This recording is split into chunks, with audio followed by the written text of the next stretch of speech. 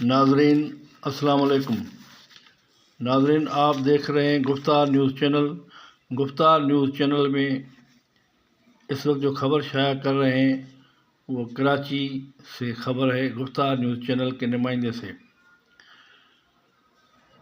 گندم subsidy programme میں 55 ارب 90 کروڑ کی رجسٹریشن میں غلط ڈیٹا کی خبر ہے۔ کاشتکاروں کو ڈی اے پی اور یوریا کے لیے 55 ارب 90 کروڑ کی سبسڈی کی رجسٹریشن میں ہیرا پھیری کا انکشاف ہوا ہے۔ سندھ بینک نے 11,000 کاشتکاروں کی رجسٹریشن کو شکی قرار دے دیا۔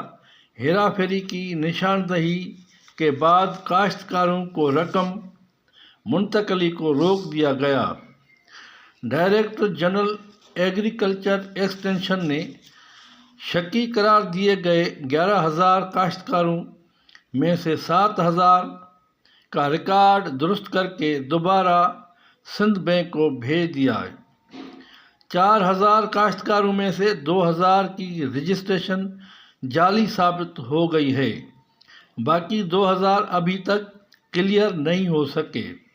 سندھ حکومت کی جانب سے سندھ ویٹ گروئرز پروگرام 2025 میں کاشتکاروں کو ڈی اے پی اور یوریا کے لیے 55 ارب 90 کروڑ دینے کا اعلان کیا گیا تھا، جس کی سندھ کابینہ نے منظوری بھی دی تھی۔ ڈی اے پی اور یوریا فی ایکڑ 4,000 جاری ہونے تھے۔ ہیرا پھیری کے انکشاف کے بعد سبسڈی جاری کرنے والے عمل کو روکا گیا۔ Director general agriculture extension office کو ان کاشتکاروں کی جانچ پڑتال کی ذمہ داری سونپی گئی تھی، جو کہ ابھی تک ڈی جی آفس ایگریکلچر ان 11,000 کاشتکاروں کی تصدیق کے عمل کو مکمل نہیں کر سکی۔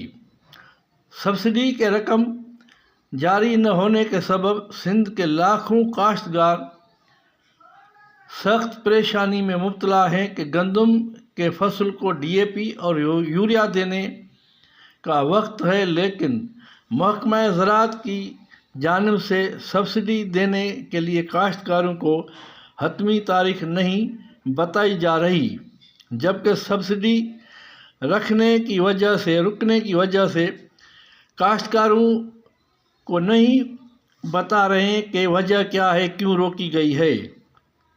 ایوان زراعت سندھ کے جنرل سیکرٹری زاہد بھرگڑی نے گندم کے کاشتکاروں کو ڈی اے پی اور یوریا کی حکومتی سبسڈی کے پروگرام کی مخالفت کرتے ہوئے کہا ہے کہ کاشتکاروں کو بھیک مانگنے پر مجبور نہ کیا جائے۔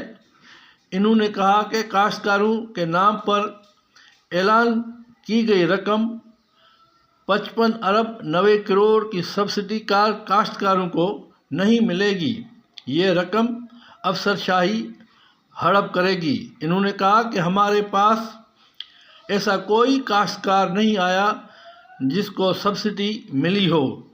انہوں نے کہا کہ بددیانتی کا ثبوت یہ ہے کہ ڈائریکٹر ایگریکلچر ایکسٹینشن نے ویب سائٹ پر غلط نمبر ہیلپ لائن پر دیا ہوا ہے۔